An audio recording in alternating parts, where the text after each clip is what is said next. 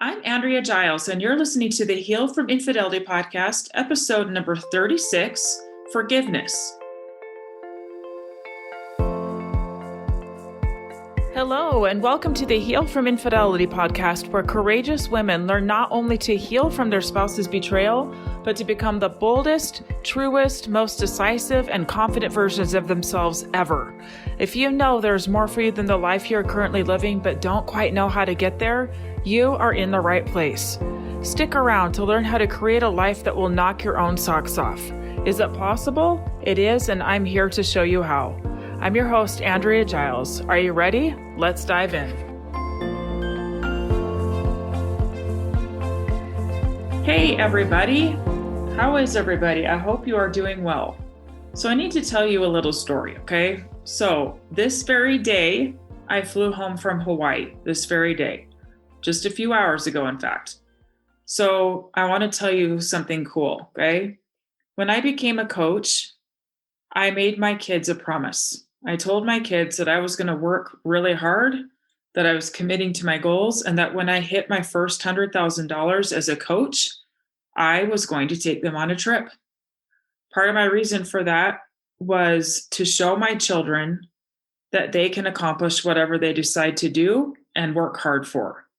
It came faster than I thought, my second year as a coach. And so I needed to make good on that promise. And we went to Hawaii.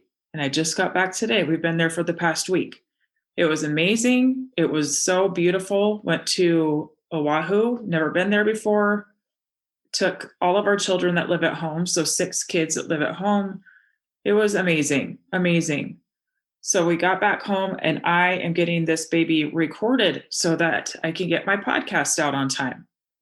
Because I love you guys and I appreciate so much that you show up every week to listen to my podcast, and I want to keep my end of the deal and get it out. So also, I've been having all kinds of tech issues with my microphone. My sound sounds funny.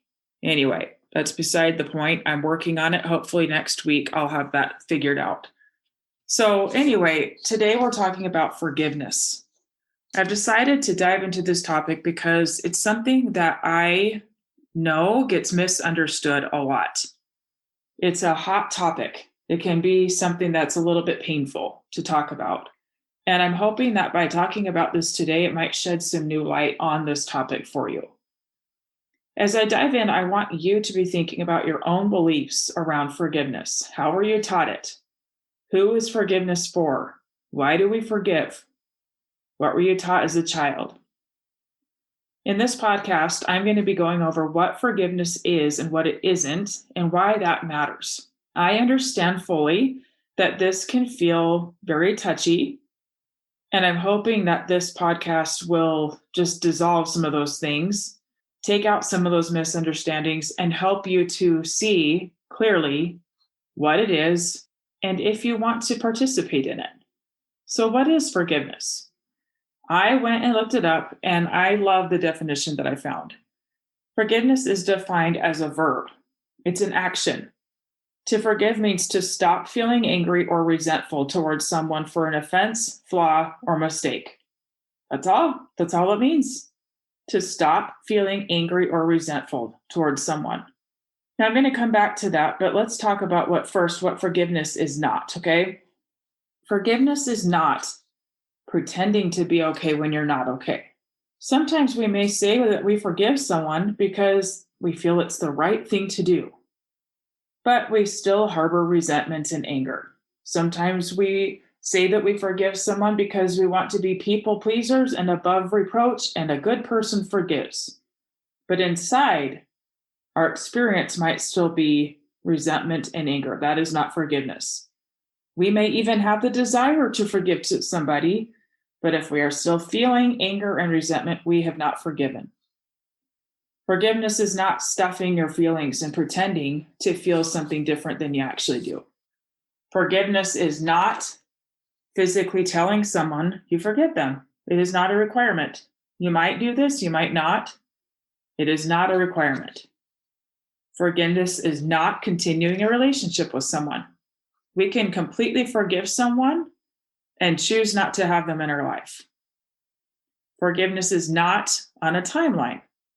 There is no time that you have to forgive. By this date, done, have to have it done. That is not real. Now let's talk about what forgiveness is. Forgiveness is changing your thoughts, which change your feelings, which give you a different result. If you've listened to my podcast for a while, you know that I'm all about understanding our mind and shifting the way that we think so that we feel new thoughts, do different things, have different results in our life. Forgiveness is all about changing your thinking, changing your feelings, and ultimately creating a different result. Forgiveness is more for the forgiver than the forgiven. Forgiveness is something that can be done over and over again for the same offense. It's not necessarily a one and done deal because we're human. Sometimes we'll forgive somebody and something will creep back up that brings up anger or resentment. And we might be like, I thought I was done with that. It's not a problem. It's just an opportunity to look at it and decide what you want to think and feel instead. Forgiveness is taking full responsibility for how you experience the circumstance someone gave you. We are not taking responsibility for their actions. Absolutely not. We are not taking responsibility for that, but we are taking responsibility for how we are letting the circumstance that they gave us affect us. So I'm going to give you some examples of what this has looked like for me and in the lives of some of my clients in hopes that it helps. For me, I decided to forgive my first husband because I knew that by harboring anger and resentment, it was just hurting me. He is not here. So here's something funny that we do. Not funny. It's just a common thing that we do. We think, well, if I feel mad enough, if I feel resentful enough, then they'll know and they'll get to experience some of what they put me through. Then they'll get to feel it too. I'm so sorry to say that that is just a lie because it's impossible. There's no way that we can ever plop someone in our brain and have them experience what we're experiencing. It's just not possible. The only thing that we can do is give them circumstances to have thoughts about. That's it. So we can behave in a certain way, act in a certain way, say certain things, which ultimately go in their circumstance line that they can have thoughts about. But when we think that we're going to punish somebody else, we ultimately are punishing ourselves far more than we are punishing them because we get to hang out with anger and resentment and feel all of those negative feelings. We are experiencing them. We are creating them. We're blaming them that we're feeling this way, but ultimately it's our thoughts and feelings that are playing that music that goes round and round and round. So with my first husband, he literally is not here. If you've listened to some of my earlier podcasts, I talk about how we got divorced and 7 months later, he passed away in a car accident. I can never go to him and have a conversation and tell him how I feel or ask for an apology or anything like that. That is not happening in this life. I could choose to be angry. I could choose to be resentful, but I know that that is robbing me of peace. And I want peace. So I try not to go there. I try not to rehash and point fingers and remember all the hard things. It just feels yucky for me. And when I'm feeling that way, I show up around my family from that space. So I choose not to. I choose to forgive. So times where I struggle still, where I have to remind myself of the very thing I'm teaching you about being able to forgive again and again, or when things come up around my kids, where I see my kids hurting. And I'll give you an example. So my first husband had a birthday in January, and that day, one of my children was really hurting. And she posted something on Facebook about him, and it was really thoughtful, but it stung. And I'll tell you why. Because I knew and I experienced a different version of him than what was stated. And it hurt to think about because I remembered. I dredged it up. I thought about it. And so when I thought about it, I kind of felt bad all over again. The other piece of that was Well, what about me? What about me? And what happened is I was letting that resentment come in, which is, if you've heard me talk before about resentment, is a need that we're not having met that we're blaming somebody else for. Like, I can't have this thing because of this person. And as I look at it from that angle, what was happening is that my brain was saying, oh, all of this praise, oh, such a great guy. And this was my experience, and that's not fair. And what about me? And just really kind of made it about me. And I realized that, corrected it, realized that what was happening is I was invalidating myself by not remembering my own worth, my own greatness. And once I got that straight, I was able to let it go all over again, allow my daughter her feelings, her remembrances, without taking anything away from me. And in truth, when I think about it from a place of abundance, I want to remember all of those amazing things, which were there. For sure, they were there. I want to remember those things. But when I'm coming at it from a place of deficiency or insecurity, it's harder for me to allow to see those things. So, how have I done this, and how have my clients done this? I want to talk about that a little bit. Number one, exercising compassion, growing your muscle for compassion, not by blaming myself, not by blaming them, just by trusting that that person was having the experience they needed to have. And what a hard experience for them. When I think about my first husband, I think, wow, what a painful life experience for him. And then to pass away at 39 and not have the opportunity to raise his children. I can hold a lot of compassion for him. He was really troubled. And I can be grateful that I am not in that position. I can hold compassion. Another thing to try is reframing the story. Instead of the labels like he was just a liar and a jerk, I can think of it in ways of he was quite unhappy. He must have been really unhappy to do those things. He must have been really struggling. He must have felt really tormented to be living the way that he was. I can hold space for him and his experience without minimizing my own experience. Me trying to understand his experience takes nothing away from mine.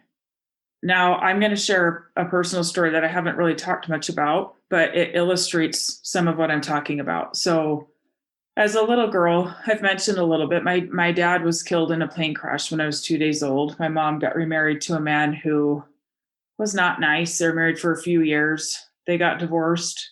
Then she married my dad now. They got married when I was a month shy of my 7th birthday, and he had come from a lot of pain. He had been in a lot of pain in his past marriage. And he brought some of that into his new marriage, where he was still hurting about some things. He had some daughters. There are 3 of us, and he didn't know how to love us all when he was still hurting so much himself. And if my dad is listening to this, he knows that I love him. We've talked about this. And as I grew up and became a mother myself, especially after my first daughter was born, I really was hurting because I hurt a lot as a little girl. I often felt isolated. I often felt like no one really, really loved me or saw me. And when I became a mom with a daughter, a whole lot of pain came out. I was visiting my parents after I had my second daughter, and I really just let it all out. I was really hurting, told him how I felt, not so delicately. I was pretty hurt. So when I told my dad these things through my tears, at first he was a little bit defensive. And then he started talking, and he told me his side of the story and how hard things were for him and how he wished he could go back and fix things. And, even though he said those things, what happened is that I decided to think different things about the situation. I decided to feel different feelings. Instead of feeling really hurt, I felt a lot of compassion for my dad, a lot of love for him, trying to understand where he was coming from and why he might have behaved the way he did. And when I did that, It strengthened our relationship. And to this day, I have a very good relationship with my dad and know that he loves me and know that he was doing the best he could. And it came from not from his apology, not even from me saying those things, but from me deciding to change the way I viewed the situation. And that is available to you too. Now, with some of my clients, in the world's view, they have every reason to be bitter, to be resentful, to feel wronged, right? They have the right to feel wronged. Their families are often chiming in, giving their opinions, telling them to hold on to some of those bitter feelings, to be mad, not to give an inch, right? But in the end, what we work on in our coaching sessions is showing my clients how these thoughts are affecting their life. They are the ones that have to live in those thoughts and feel those feelings. And they're taking action from those feelings and creating results for themselves. They have to feel that. Is it something they want to keep? Or is it something they want to let go of? What they generally understand is that it's hurting them far more than it's hurting the other person, their partner, their ex, whatever the situation may be. So they intentionally lean into compassion, forgiveness, and become the person they want to be. This does not mean that they take their spouse back. It does not mean they stay in the marriage. It means that they create for themselves a peaceful experience around it. It does mean that they sometimes make boundaries that they hold, but it's not coming from a place of punishment. I'll show you. It's coming from a place of love for both parties. It's very different. Now, just one little side note as I was preparing this, there's a scripture about I will forgive who I want to forgive, but of you it is required to forgive all men. I've been thinking about that. And I really believe that everything that we learn, scripturally or otherwise, about forgiveness is 100% for the forgiver. I used to think it was totally for the other person, that we are trying to make them feel better, that it was our job to forgive so we could make it better for the other person. And I just don't agree with that anymore. Because that other person, it's up to them if they want to feel better, right? Haven't you had experiences in your life where you do something you're embarrassed about and you go apologize to somebody and they say, oh, it's fine, you're fine, I forgive you. And then you might play it out over and over again because you're creating that. So forgiveness can only be accepted if the person who's being forgiven changes their thoughts, right? You can't change anybody's mind. Each person is responsible for themselves.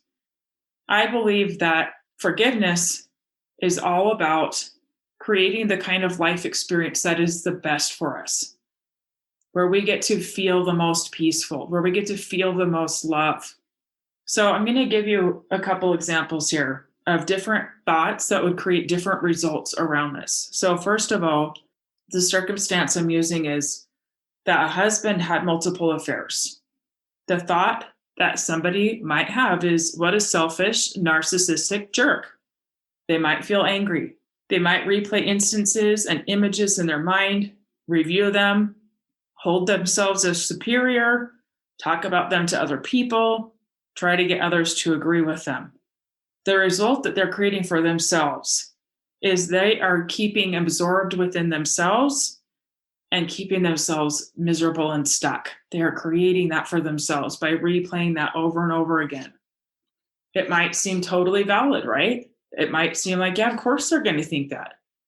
But they get to they're creating all of those feelings of anger for themselves. This is not you're not handing it to the other person. We can try, but ultimately we're creating it for us. Another thought to have around that same circumstance of husband having multiple affairs is it's sad that he chose that path. You can feel sad. When you feel sad, you can process emotion, feel grief, not go into shame or blame, be curious about why he chose the path he did. And the result you're going to create for yourself there is to allow sadness and move forward.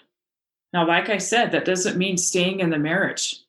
It doesn't at all. It means that you get to create a place of peace for yourself where you allow yourself to move forward. There are so many different thoughts you can have about one single circumstance. I tell my clients sometimes when they're really stuck on a thought that feels really, really true to them, I'll say, okay, we're going to pretend like 10 women just walked into this room. I'm going to give them all the same circumstance and I'm going to hear their thoughts on it. And they likely are all going to give me 10 different thoughts. What do you think person number one's going to say? What's their thought? So for that same circumstance, husband had multiple affairs. Their thought might be, he doesn't love me. That might be somebody's, okay? Somebody else's might be, that's not what I want for myself. I know that I want more than that. On down the line, right? We have so much power to create the experience that we want. We have so much power. And we hand so much power over to the person who handed us that circumstance. Yes, they put something in our circumstance to have thoughts about. But what are the thoughts that you are letting create your results? What are they? The more you see them, the more you can decide if you want to keep them or not. So when should you forgive? There's one simple answer. When you want to.